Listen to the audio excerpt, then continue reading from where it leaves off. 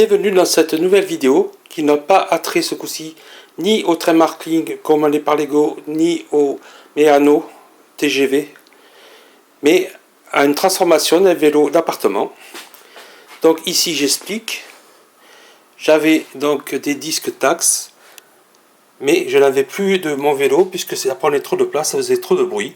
Et j'ai consacré la pièce au train, ce qui me fait que je ne peux plus utiliser mon vélo pour faire fonctionner ces vidéos. J'ai donc décidé de transformer ce vélo d'appartement en y mettant des capteurs. Alors, d'un côté et de l'autre. Donc il y a 9 capteurs. J'ai essayé de plus, mais ça ne fonctionne pas assez vite. Les capteurs ne sont pas assez puissants. Donc j'ai utilisé des capteurs de porte que j'ai transformés en y mettant à l'intérieur des petits capteurs plus rapides. Voilà, qui sont fixés à l'intérieur. Donc je vais tout de suite faire un essai. Donc j'utilise un lecteur Windows qui est en position pause, image par image. Donc il ne faut pas le mettre en plein écran pour avoir accès à cette fonction. Voilà, donc quand je tourne ma pédale, donc je ne sais pas si on entend, mais les capteurs font clic.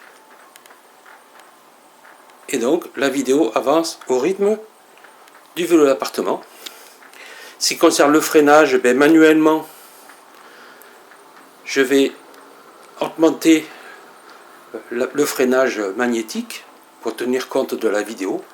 Bon, c'est pas aussi performant que le système d'origine, mais ça permet de faire du vélo dans de bonnes conditions, avec une vitesse donc raisonnable, puisqu'on doit être autour de 10-12 images secondes, sachant que c'est à peu près la vitesse que je ferai de toute façon, car la vidéo est filmée avec des gens qui vont beaucoup plus vite, donc arriver à la moitié de leur vitesse, c'est déjà quelque chose.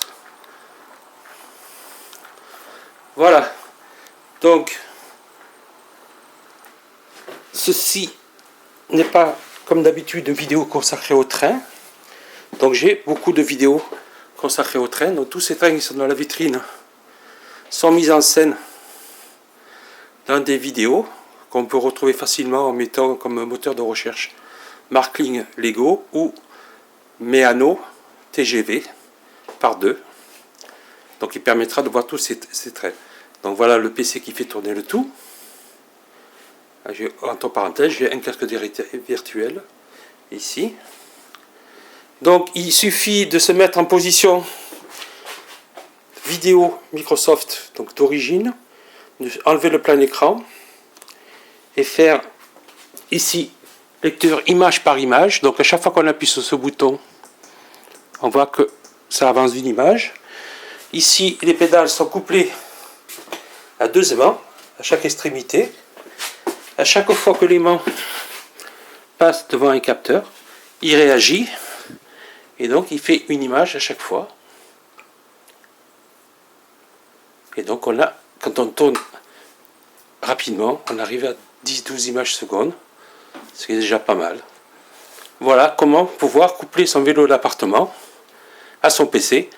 À noter que c'est valable avec n'importe quel type de vidéo, même pourquoi pas des vidéos qui marcheraient avec le casque de réalité virtuelle, à condition de trouver un lecteur qui ait la fonction image par image. Donc là je ne sais pas si ça existe, c'est à vérifier. Voilà, j'essaie de remontrer un petit peu comment ça a été fait. Donc ici on a des capteurs. Voilà.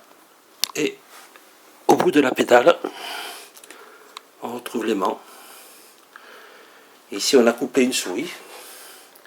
Donc tout simplement en court-circuitant le bouton gauche, le clic gauche, qui est couplé à l'ordinateur et qui permet de faire fonctionner donc des vidéos Tacx en utilisant un vélo d'appartement. Voilà, merci, bonne journée à tous et au revoir.